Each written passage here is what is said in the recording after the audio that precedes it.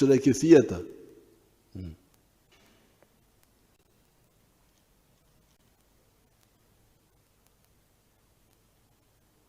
I could even see my sister Matembe limping into the court. When she was coming in the court, she came limping. I was worried, but forgot to limp. When she was leaving court, she walked.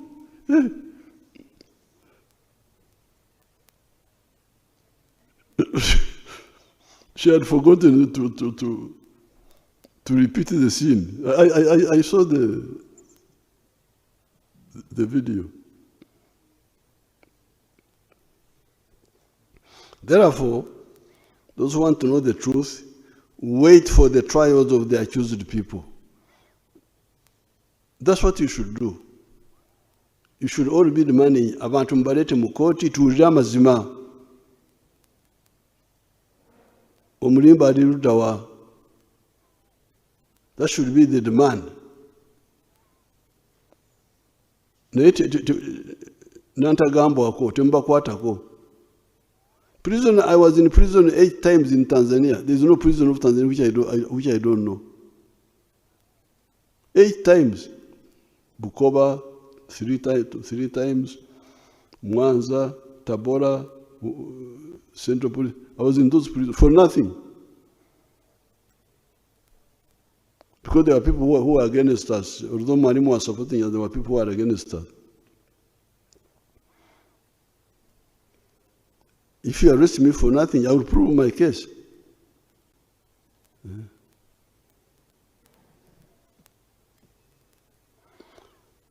I cannot allow impunity in our system, even on the side of the security forces.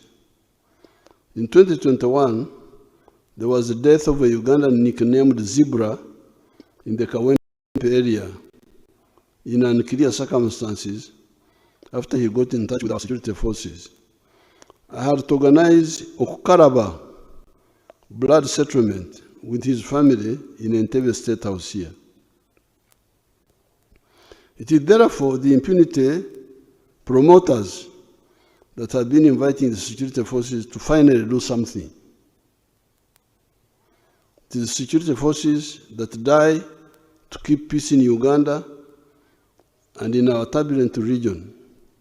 If the security forces give their lives to keep peace in the country, why can't some of the political actors give up their egos and greed to make a contribution to that peace? Because the security people die. They give their lives in situations created by all these people. And all you are asked is not to die, is not to sweat, is simply to behave responsibly, that's all. And they are not able to do that. It is therefore, in order for us to insist on full accountability and no impunity for our words or our actions, you must be accountable for your words and for your actions, fully accountable. I hope these comments have illuminated what the gaps were and why the limited supportive actions of the security forces to the rule of law in the country. Once we have known the why and the what, then there is the issue of the how. The how. This is an issue we handled from early days of our resistance, and I will share it with you separately so as not to render this piece too long. We now come to the issue of trade order that the Inter-Religious Council also raised. One of the points mentioned by a number of people is that hawkers have been earning a living by violating common sense and selling products on the sidewalks, etc.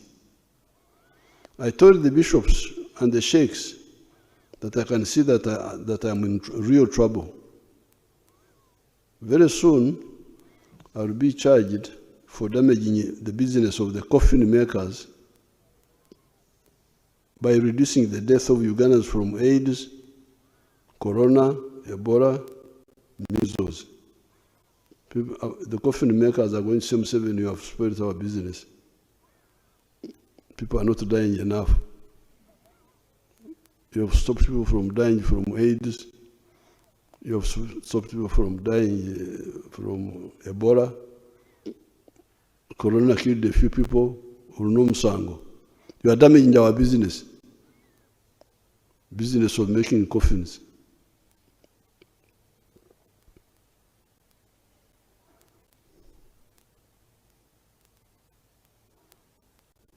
Yes, the coffin makers will lose business because it was a bad business that was at the expense of society. Instead, they should make chairs and beds for Ugandans that did not die. Hawking is an economy and health killer. Obutembe yobo buta ebyenfuna ne buta bono nebyobulamu. This hawking is a killer of economy, a killer of health.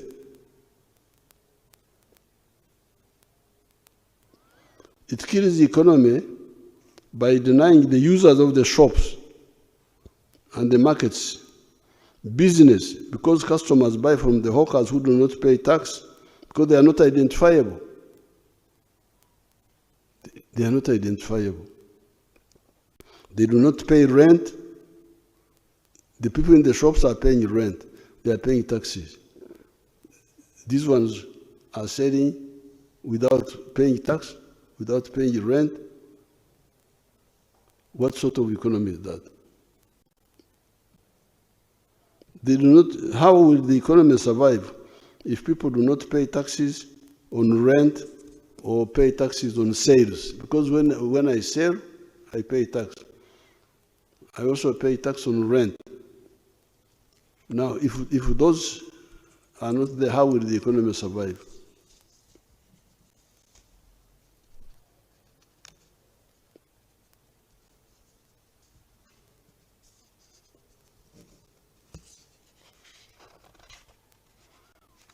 On the issue of health, having products exposed to the atmosphere, including food, is very dangerous. Yet the one who sells a dangerous product is not identifiable. Then there's the issue of blocking pedestrians from using the sidewalks and forcing them to compete with the cars and the bodabodas on the narrow roads. This means accidents, road jams, etc. Selling must be in shops, markets, or supermarkets. Even there, it must be registered so that you are accountable for what you sell and you also pay tax. The local governments should look into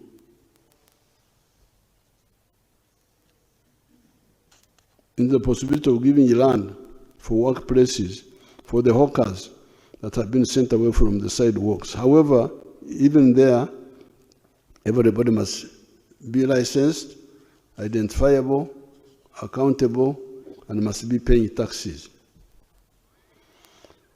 Coming to the issue of the wetlands, this shows you how unpatriotic some Ugandans can be. Who does not know what a wetland is? Ekisaru, Orutobazi, Omuga, the Nyanja are known even by a child. You don't have to be a name expert. You just need to be a Ugandan. You know what is all these things. Iksaru, Omuga, Orutobazi. You know, our people know. Nobody can say that I came to the wetland without knowing that it was a wetland, because the features are unmistakable.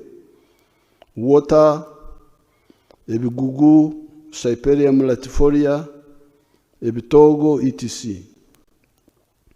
Ever since 1986, we have been telling you about the forests, the wetlands.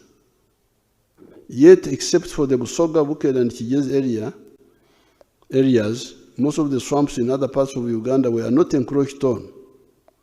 Mabera forest had been encroached on by the population because Idi Amin had told them that forests had no value. When we came into government, we chased all the encroachers, and Mabera forest came back.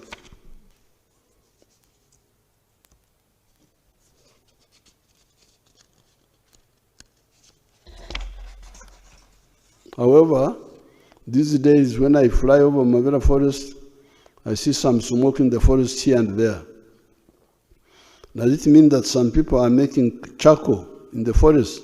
Where is the National Forest Authority? Where are the chiefs of the surrounding administrative units? They will have to answer. With Busoga, Buked, and Kigezi, I have been trying to build up a fund to compensate the people in the swamps by shifting them to fish farming and to other enterprises, because it was the colonial government that misled our people into those swamps, saying that it had been done in Holland and I don't know where else. Yet, it is a disaster for us. It is estimated that 40% of our rain comes from the local wetlands, and those in Congo and South Sudan. What is the proof? Why does West Nile get 1,270 to 1,524 millimeters of rain per year, and Karamoja only gets 700 to 900 millimeters, yet they are on the same latitude? I would have explained these points, but I'm rushing because I'm told that you are dying to go and watch World Cup, and I'm not World Cup. So I'm rushing. I would have explained more. Because they may cut me off that I'm not World Cup. The answer, why Karamoja gets less rain than West Nile, the answer, the swamps in South Sudan and Congo. Why does Karangara get 2,000 to 2,090 millimeters of rain per year? The answer, the water of Lake Victoria that evaporates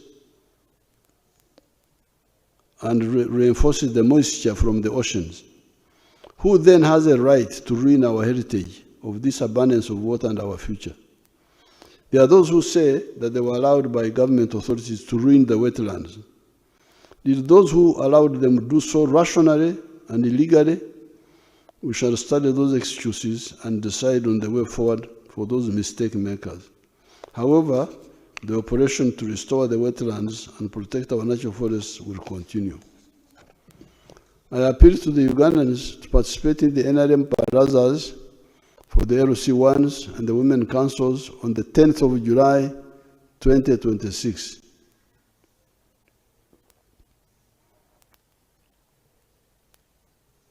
The LC1 elections on the 28th of July, 2026. And the Women Council elections on the 23rd of July, 2026. The NM Secretary should repeat these dates so that people know them and participate. Ugandans, I'm hearing of the corruption in the health centers, in the PDM, etc. The medicines for those problems are two. One, report the corruption to a government official or a religious leader or anybody who you think will bring it up, take up the matter. Action will be taken. Secondly, use the LC1's elections and the Women Council elections to elect leaders that will fight corruption. Corrupt people are easy to defeat. Just report them. May God bless Uganda and Africa. Go for the World Cup. Thank you very much. I am in time.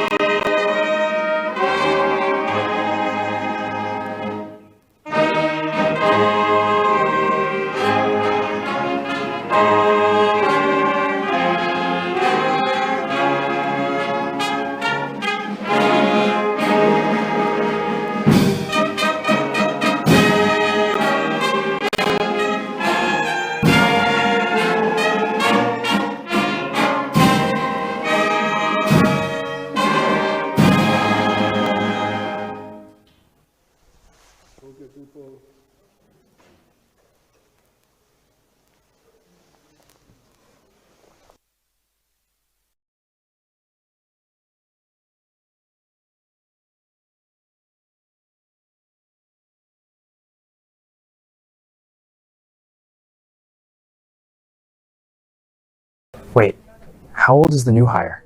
I don't know, but he literally uses Excel. You must be the new analyst. Yes, first day. 6th floor. The team is quite dynamic.